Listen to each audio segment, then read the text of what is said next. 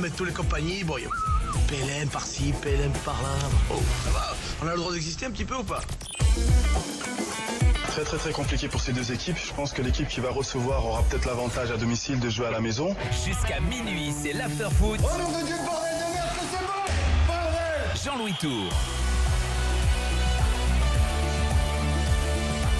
Avec Daniel Riolo, avec Pierre Ducrot, toujours dans l'after jusqu'à minuit, comme tous les lundis, 23h. C'est parti pour nos drôles de dames, avec en plus une semaine Ligue des Champions qui va nous régaler avec les quarts de finale. Allez, nous sommes en Espagne avec Fred Hermel. Salut Fred. Hola chicos. En Angleterre avec Philippe Auclair. Salut Philippe. Good evening guys.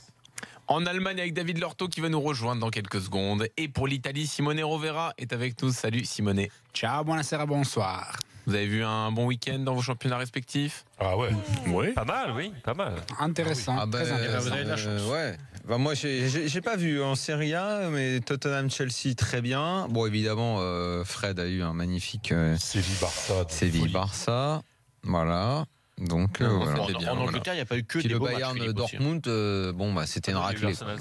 Ouais, voilà, merci. Ouais. Putain, je me le suis coltiné. Mais oui, c'est pour ça que je pensais à toi, mon petit Pierre. Je t'ai entendu. Et je me dis, c'est quoi, tu dis? Arsenal-Stoke. Arsenal-Stoke, c'était une. Ah oui. Oui. C'était pour toi, ça, Pierre? C'est pas un match dont on va beaucoup parler. Non, vaut mieux pas. Ouais, passons à autre chose. T'as fait un truc à la direction de SFR Sport? Non, mais il faut bien les faire, ces matchs-là. C'est vrai, très bien, voilà. Premier avis tranché du soir, celui de Philippe Auclair. Attends. La main de Thierry Henry, c'est pas la main du diable également? Et là, on y va sur Chelsea. Le révolutionnaire Philippe Auclair veut prendre la parole. Ah, écoute, le révolutionnaire, j'irai pas jusque-là. Faut tout changer, quoi. Je veux pas couper de tête, je veux pas monter l'échafaud à Il est Stamford anglais, Bridge, c'est pas un sauvage. Hein. Mais en Angleterre, tu sais, on a coupé les têtes de quelques souverains, d'un de nos souverains, entre autres. Hein, donc, on l'a fait avant Louis XVI. Non, ce que je voulais dire par là, c'est qu'après le match qu'on a vu ce week-end, mais au-delà du match qu'on a vu ce week-end, il est devenu clair, je pense qu'en Angleterre, le modèle de Chelsea, le modèle qui avait été mis en place avec l'arrivée de Roman Abramovich en 2003, ne fonctionne plus. Et qu'on en voit les limites. On voit les limites d'une politique où on fait tourner les managers les uns après les autres, où en fait on les vampirise pendant 1 ou 2 saisons et après on les laisse tomber pour passer à autre chose. Et quand on compare ça avec les clubs qui marchent vraiment bien en Angleterre, et je mets Manchester United un petit peu à part à cause de la puissance financière dans Manchester United, mais si on regarde Liverpool, si on regarde Manchester City, si on regarde Tottenham, on voit des clubs qui ont mis en place des stratégies à long terme, avec des entraîneurs à qui on a donné les pleins pouvoirs, je dirais, presque au niveau du recrutement, de l'organisation du jeu. Arrête-toi là-dessus, explique-moi, parce que moi j'ai un petit peu de mal à comprendre, je t'avoue. Oui, dis-moi. Quel serait alors, c'est quoi quand tu dis le modèle Chelsea par rapport aux autres, c'est quoi le rapport à l'entraîneur? Je comprends pas en fait. Le rapport à l'entraîneur, c'est le fait que l'entraîneur est un simple employé qui n'a pas de place dans la mise en place du projet de jeu, de la stratégie à long terme. Et c'est ce qui a été le cas à Chelsea, absolument. Et même Mourinho, quand il était là, Mourinho est arrivé, il est arrivé en tant que vainqueur de la Ligue des Champions avec Porto. Il est parti en qualité d'abord, Mourinho n'est pas un constructeur, on le sait. C'est pas un homme de projet de club, c'est un homme de projet sur une équipe sur 3 ans ou 4 ans, ça, on est tous d'accord là-dessus.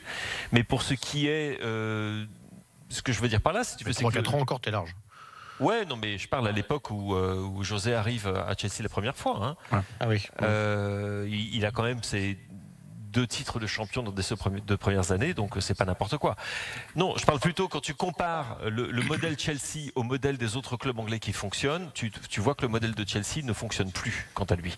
Et que c'est d'ailleurs, les dirigeants de Chelsea en sont parfaitement conscients, et c'est une des raisons pour lesquelles on parle beaucoup pour succéder à Antonio Conte, puisque bon, tout le monde sait maintenant, ça fait des mois qu'on en parle qu'Antonio Conte va partir, que l'une des figures dont on parle le plus est celle de Thomas Tuchel. Je sais qu'on en parle au PSG, je sais qu'on en a parlé ailleurs, mais il y a une raison très claire pour ça, c'est que Tuchel est de ces entraîneurs qui peuvent proposer un projet à moyen ou long terme, de la même façon que Pep Guardiola l'a fait à Manchester City, que Jürgen Klopp le fait à Liverpool et que Mauricio Pochettino le fait à Tottenham.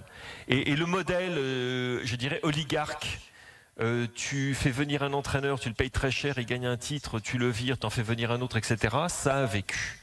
Et j'ai l'impression que le match de ce week-end, d'une certaine manière, était une espèce d'illustration de la façon dont ce modèle n'a plus lieu d'être aujourd'hui, que le football a évolué. Mais dis-moi, Anglais, en tout cas.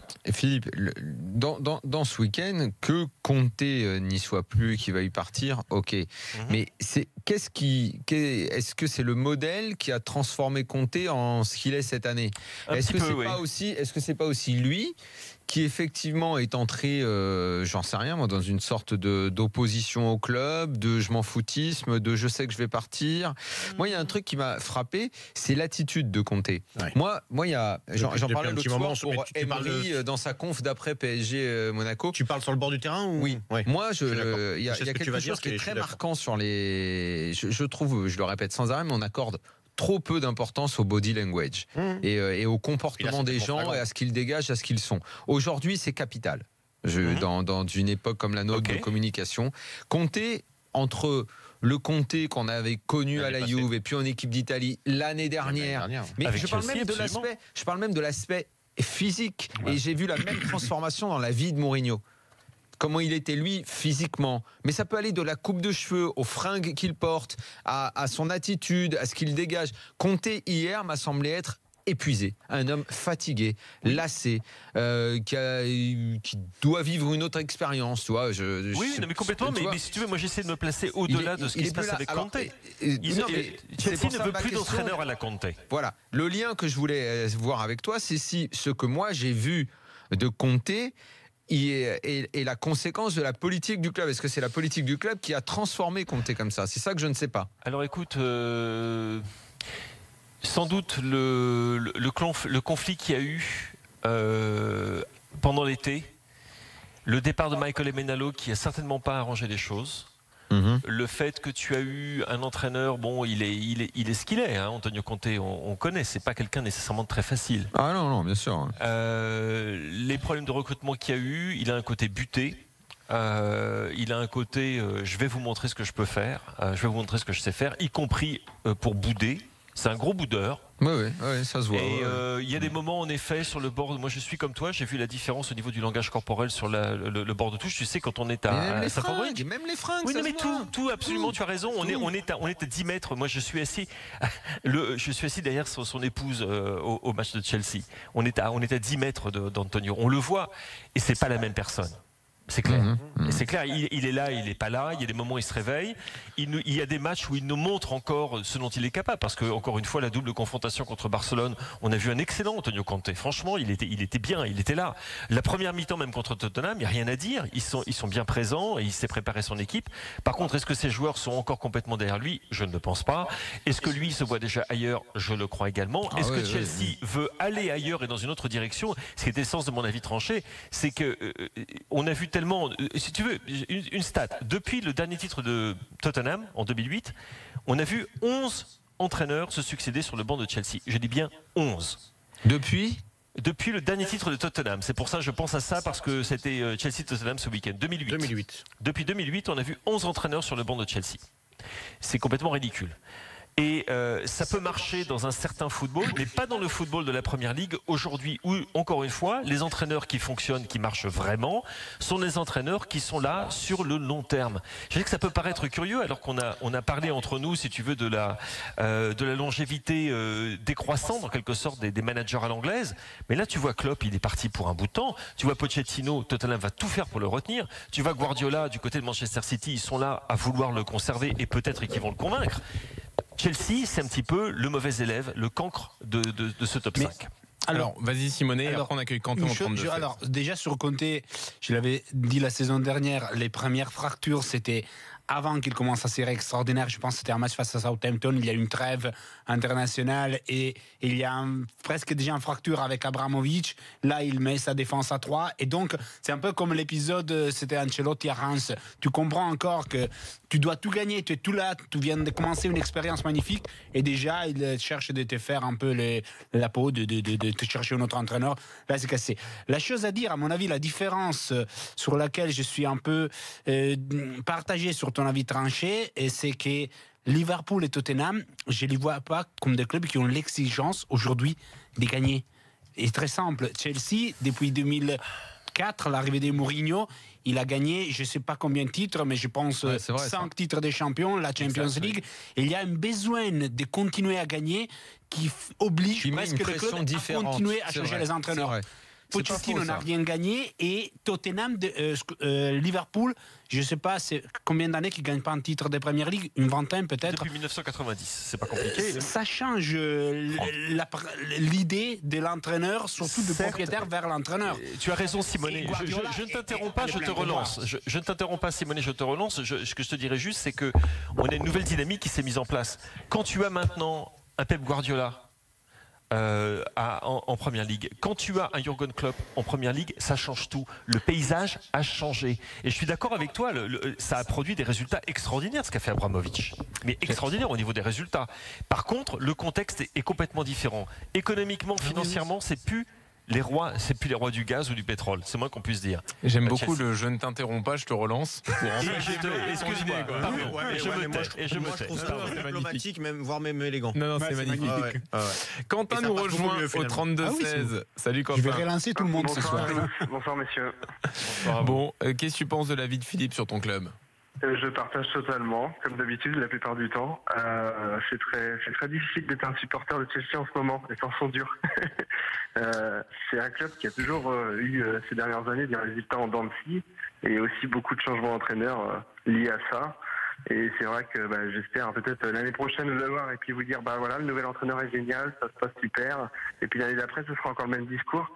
C'est un peu compliqué et aujourd'hui c'est vrai que je pense qu'il faut plutôt dans un contexte comme celui-ci et dans un championnat comme celui-ci avoir des entraîneurs sur le long terme qui peuvent très bien avoir une année sans, qui peuvent construire des choses mais qui seraient plus décisionnaires. Je pense pas que Conte ait forcément son mot à dire sur l'ensemble des éléments, on le sait très bien, c'est assez compliqué là-haut à Chelsea et c'est vrai que là on arrive au pied du mur, on se dit voilà, Conte va partir et pour autant moi lorsque Conte a signé à Chelsea j'étais partant pour me dire voilà, encore une fois j'espère que ça va être sur le long terme, c'est génial, c'est un entraîneur qui a la grinta, qui a tout ce qu'il faut, qui a l'état d'esprit et puis là on arrive à un moment où avec une défaite ce week-end encore contre Tottenham à domicile, ça devient difficile très simplement de se dire qu'on va le garder et alors qu'aujourd'hui ça reste un entraîneur qui pour moi est exceptionnel et qui mériterait encore de faire des années à Chelsea.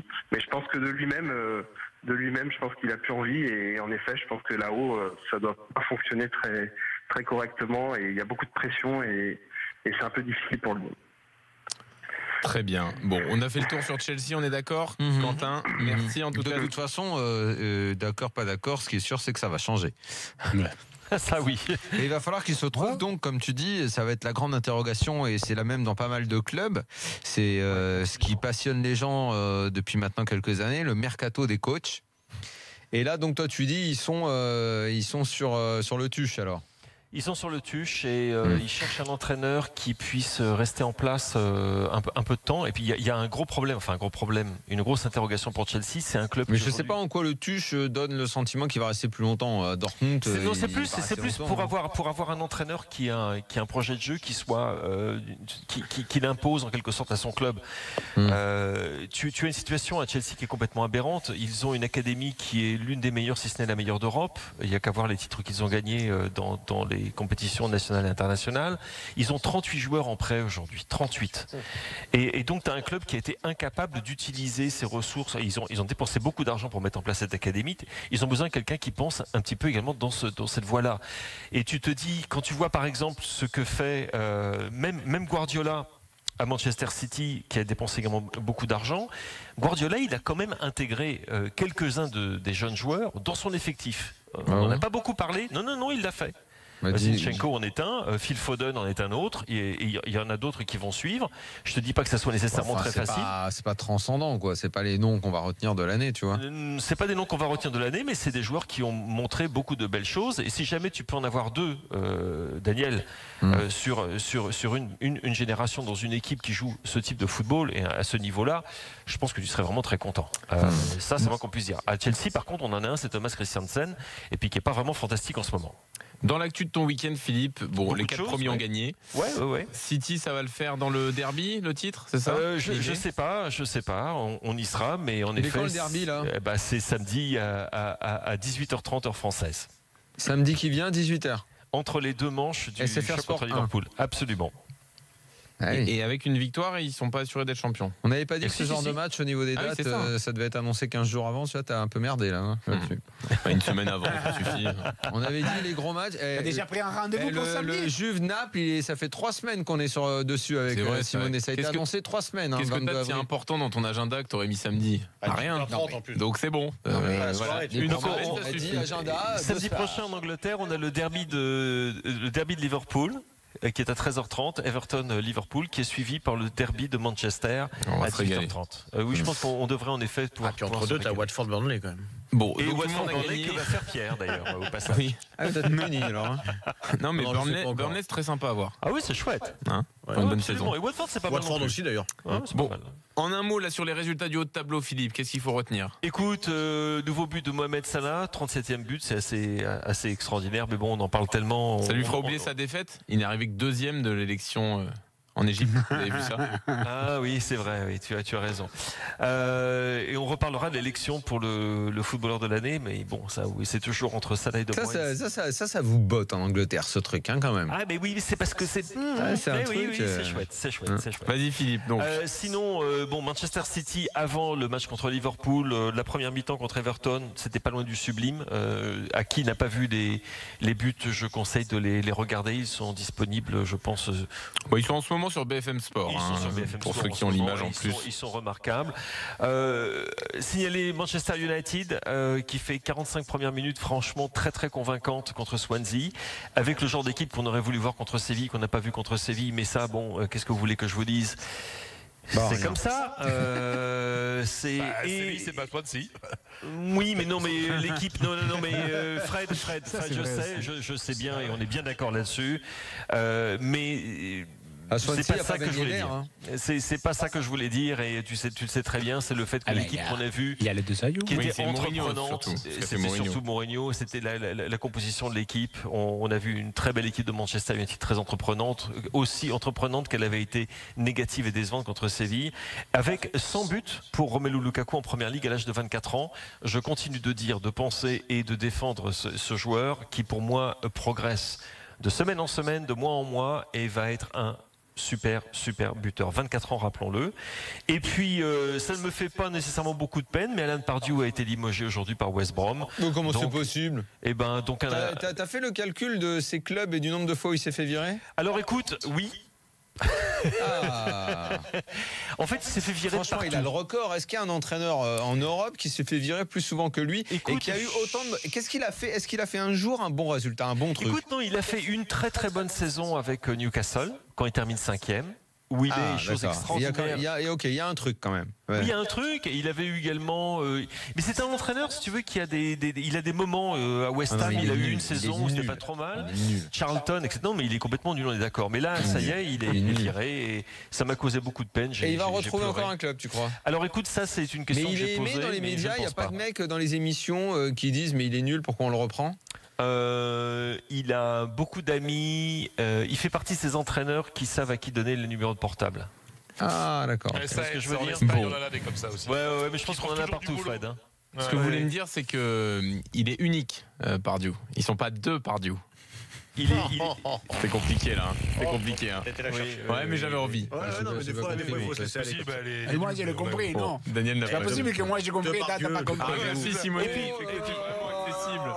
Et Jean-Louis, oui, merci de me sauver, Philippe. Jean-Louis, et juste pour terminer, on a beaucoup parlé de Chelsea, mais encore une fois, signalons combien ce Tottenham a changé, combien ce Tottenham est un Tottenham nouvelle manière, qui a réagi magnifiquement à son élimination de la Ligue des Champions, qui a montré de très très belles choses, franchement dans un match qui était épatant à Stamford Bridge, avec une nouvelle fois Christian Eriksen, qui est un joueur qu'on ne peut pas ne pas adorer si on aime le football, un excellent Dele Alli qui marque un but à la Bergkamp.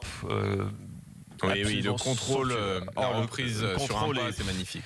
Et aussi un joueur, et ça c'est pour l'équipe de France, Hugo Lloris? Non.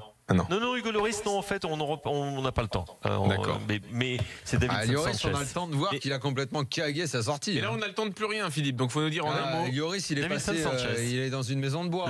L'arrière central de l'équipe de Colombie, très bien. Pour moi, fantastique. Et pour moi, il deviendra l'un des tout meilleurs défenseurs centraux, non pas d'Angleterre, mais d'Europe. Dans une seconde, l'avis tranché de Fred Hermel qui va nous expliquer que Zidane n'est pas un coach français. À tout de suite.